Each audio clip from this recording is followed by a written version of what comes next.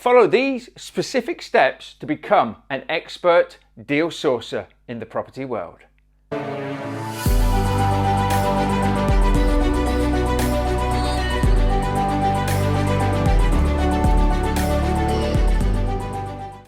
Hello, my name is Mark Fitzgerald and it's fantastic to have you joining me here at the Property Unleashed. If you're looking at becoming a deal sourcer, or maybe you've already started deal sourcing in the property world but you're struggling and finding it hard, I'm sure that my 8 tips here will help you become a better deal sourcer.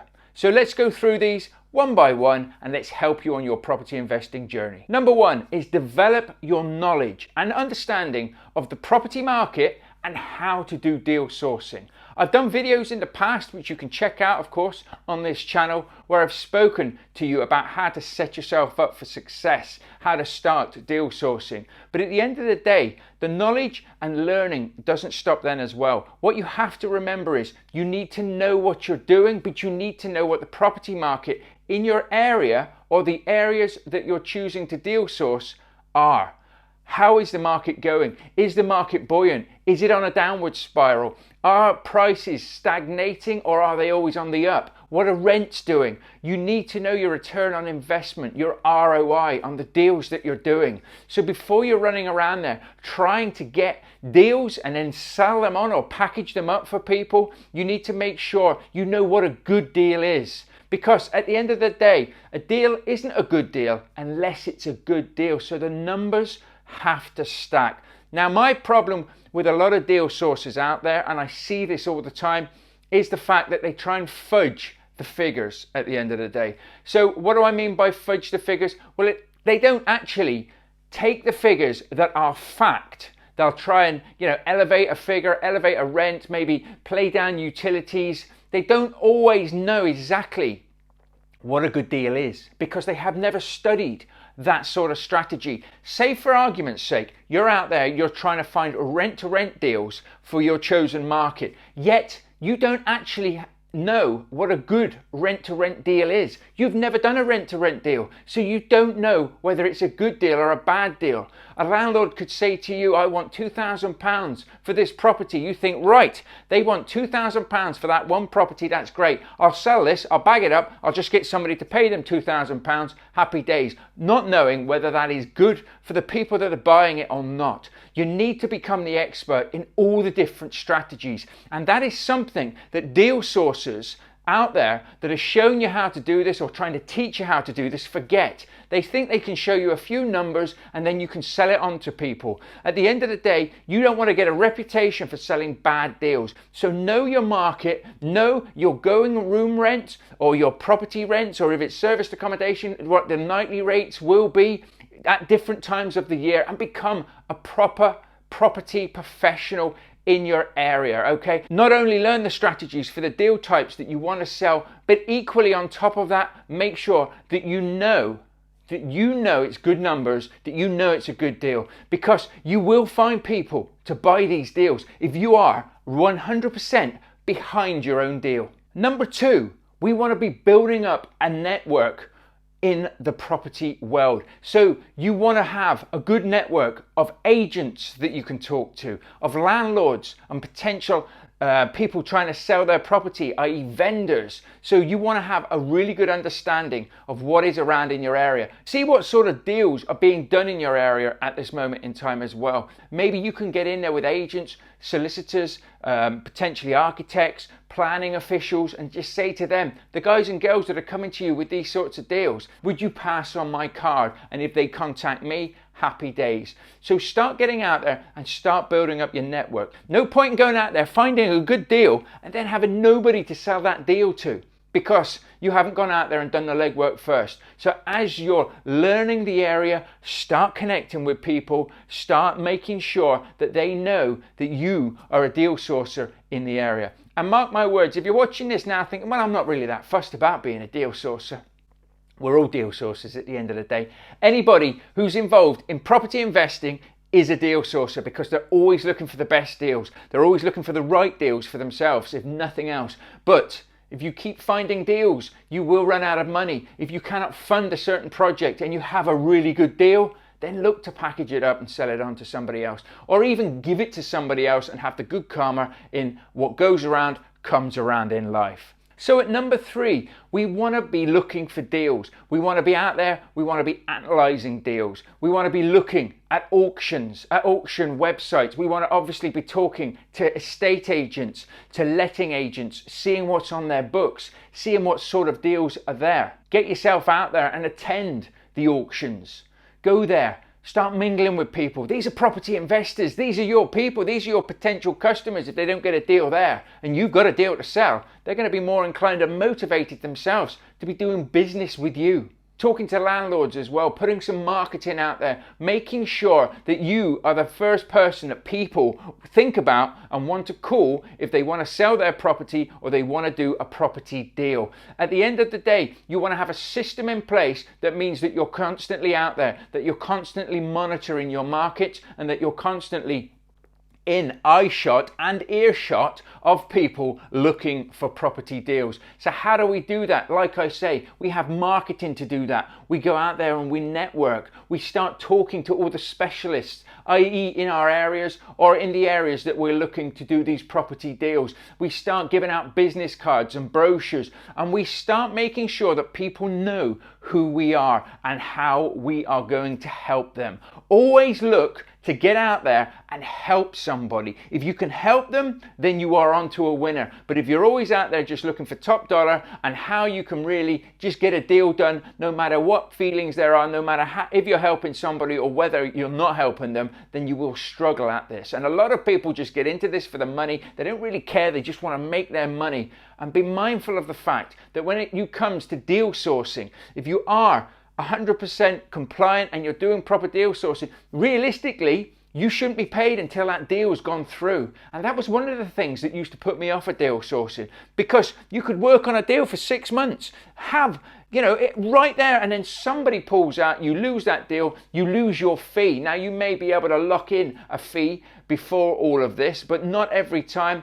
And certainly it's difficult to do when you're starting out. So make sure that you have a pipeline of deals that you're monitoring, that you're working on. Don't just work on 1 or 2, because if they fall over, you're not getting paid. And at the end of the day, we're not doing this for a laugh. We're doing this to get paid. So just start to try and have as many different deals going through as you possibly can. And if you want to specialize in one type of deal, that's great. But if not, try and have some different types of deals, some bread and butter, buy-to-lets, that short-term rentals, HMOs, commercial units, all that sort of thing, but build up to it slowly and get yourself out there. So at number 5, we're going to be looking at negotiations. Of course, you need to be out there looking for deals, looking for investors, but you need to be negotiating really good deals. A lot of the times you need to find their pain point, and then you need to negotiate how you can help them. Now, if they don't need top price, they just want a quick sale, you can offer them below market value, but explain to them, I'm offering you this because I know for a fact I can get a quick sale here, potentially even a cash investor to buy at this price, and that will help you because you need a quick sale. Not everybody needs your help. Not everybody will be able to do a deal or will want to do a deal with you, and that's fine. But at the end of the day, you've really got to work on your negotiation tactics, your negotiation techniques. This is one thing that I help all my students with, whether I'm working with them on a one-to-one level or whether they're on one of my programs. It is about how to negotiate. And when I say how to negotiate, it's not about trying to rip people off. It's trying to find a win-win for both parties. That's what we want to be looking at doing. That's what you want to be looking at doing, particularly with your deal sourcing. So it's how can I structure a deal that I benefit from, but equally to that, that the other parties benefit from as well. So it's a win-win deal. It's less likely to fall over because everybody is on the same page, and we can get forward and we can get these deals over the line, and everybody makes money, or everybody has their problems solved. So when it comes to negotiations, you have to make sure that you're happy to take on their concerns, to answer their problems, okay, and be able to come up with solutions. And you don't always have to come up with the solutions then and there. If you're not 100% sure of how you can help somebody, just say, this is a really, really tricky one. Let me take it back to the office. Let me discuss it with my colleagues, whether you've got colleagues or not, and I'll get back to you. Sometimes it's great just to step back and take a bit of time to find out, what is the best course of action to help this vendor, this person looking to sell their property. And at the end of the day, as I say, we can't help everybody, but don't take too long. I'm not talking about going away and having a week thinking about it. I'm saying go away, maybe have half an hour, maybe go and buy yourself a coffee, sit down, write out their problems, write out what you think their solutions are, and then just go back to them and negotiate. Say, after looking at your certain problem, this is what I've come up with. We could offer you 25% below market value and get you a quick sale with a cash buyer. Or we can try and get you market price. But at the end of the day, we may need to do what is known as a lease option because you don't need the money right now. Obviously, it's different circumstances mean different outcomes. So you could hit them with maybe 3 options. I wouldn't go over 3 options because people start to get confused. But maybe 3 different negotiation options that all have, something in their favor, but something in your favor as well, and just see if you can help that person. Of course, in the middle of all of that, you can address any concerns that they have. They'll be happy knowing that you're doing everything you can for them, and then of course you can go back with counter offers. And the not so glamorous bit of deal sourcing at number 7 is finalizing the deal. You've found a property for sale. You've found an investor who loves the deal that you're offering. You've put the 2 together. You then need to see it through to the end. I see far too many people out there at the moment saying it's great, you find this, you find that, boom, you get paid, off you are to the next deal. Doesn't work like that. If you're a seasoned deal sourcer, you want to build a business, a sustainable business, you need to have the systems and potentially, it doesn't have to be you doing this, but the people in place to follow this through, to follow it through with the vendor, to follow it through with the investor, to be able to finalize, the legals, to be chasing potentially the solicitors. There's a lot more to this than meets the eye, and it all needs to be dealt with in the proper manner. Anything that's going through from both parties needs to realistically be pushed through by you or your team, okay? So you can make sure that the deal stays on track. You can make sure that you get the end result that you need. And a lot of people just think, I found a deal, I'll sell it to an investor, and I'm going out the way. And you can do that, but you will build up a bad reputation when people and deals start falling over and you're taking people's money and not actually helping them do this properly. Far too many deal sources charge too little for finding deals, for pushing it through and for making it happen. You need to find out what you're worth and make sure that you're charging relevant to what you're worth. If you can make somebody potentially hundreds of thousands of pounds profit on a deal over the next 10 years, then you could charge £10,000 for that deal. Don't underprice yourself. There's a lot of work to be done here. Make sure that you price it in such a manner that when somebody says, well, your fee is £10,000, yes, but this deal could potentially make you £450,000 if you do this. If somebody said to me, Mark, give me 10 grand and I'll give you £450,000, or in that effect, I would give them £10,000. You've got to build up the know, like and trust. You may have to start smaller than that. You may even have to drop your fees to begin with and say, listen, on this first deal, I'll only charge you this amount. But once you've got what you need from this deal, you can pay me either an extra bit or on the next deal, these are my fees. Does that sound fair?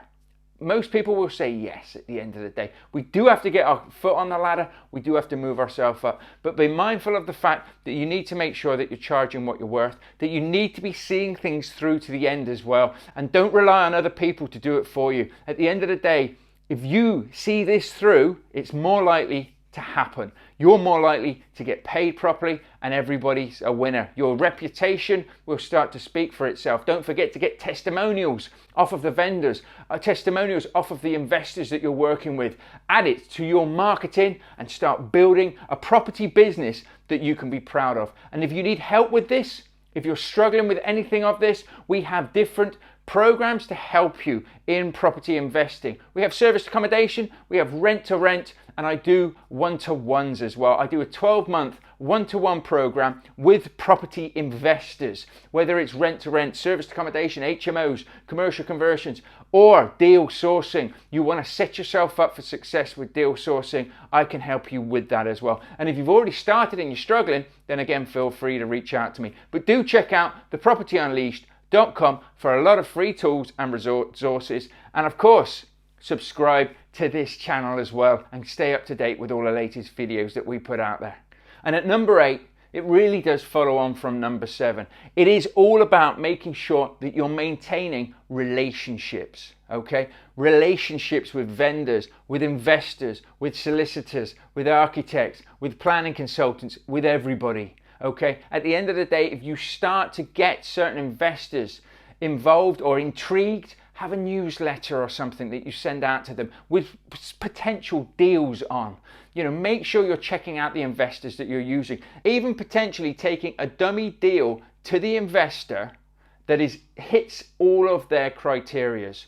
You may not have this deal, but you are looking for it. Take it to them and just say, are you interested in this deal? This hits all of the criterias that you've asked for.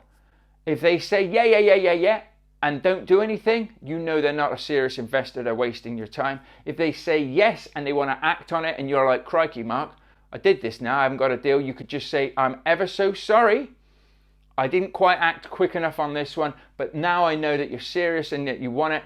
The next one has your name on it. I won't take it anywhere else, I'll bring it straight to you. Anybody in their right mind is just going to say happy days, and then just make sure that you do. Follow through with what you say you're going to do, but make sure that you're in constant contact with people. If you're talking to agents and then you've left it for a few weeks, why? Because potentially you've built up this sort of reputation with about 5 or 6 different agents, but then there's 2 agents, or maybe there's even 1 agent who you really get along well with and you think they're going to find you a deal, they're going to be the one. You need to make sure that those other 5 agents are still seeing you, you're still talking to them, you're still connecting with them, and you're still building on your relationships. And make sure that you're constantly out there networking, talking to investors, talking to landlords. Anybody's thinking of selling their property, they want to be calling you up to see how you can help them.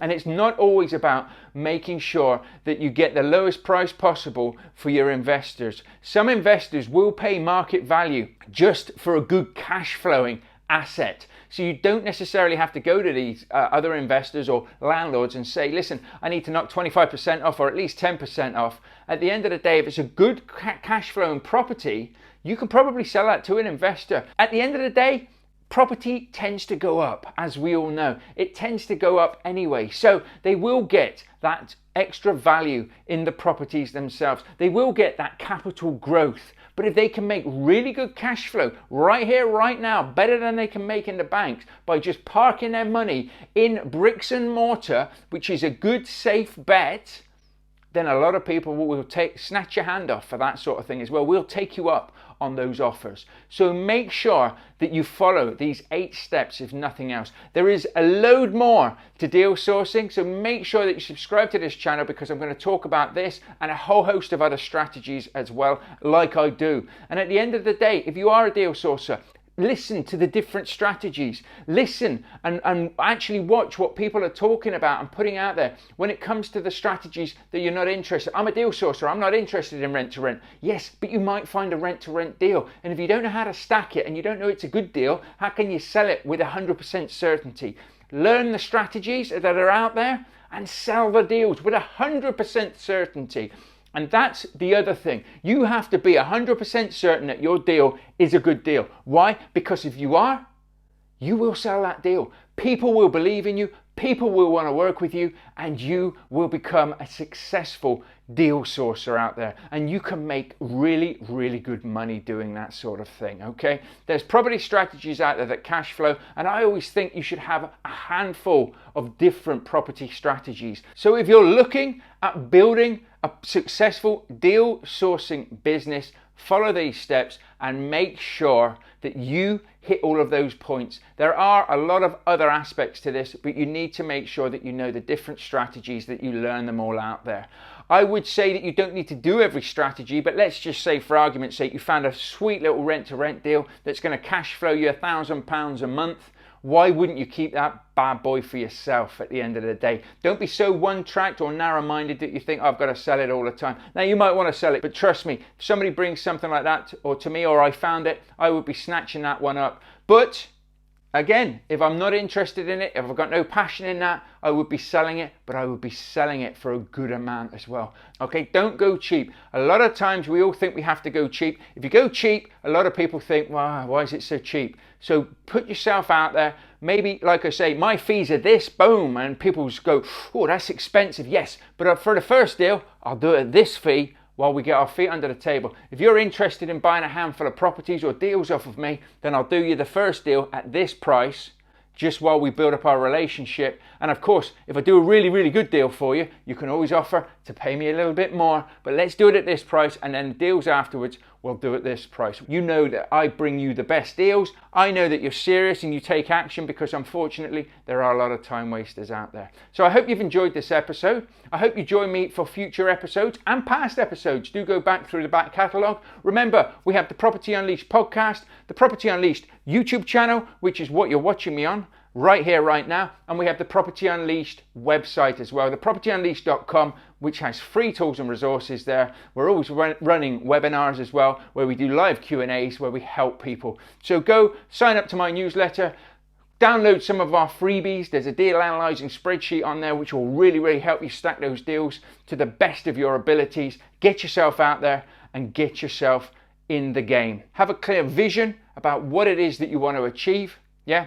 Break that vision down into goals.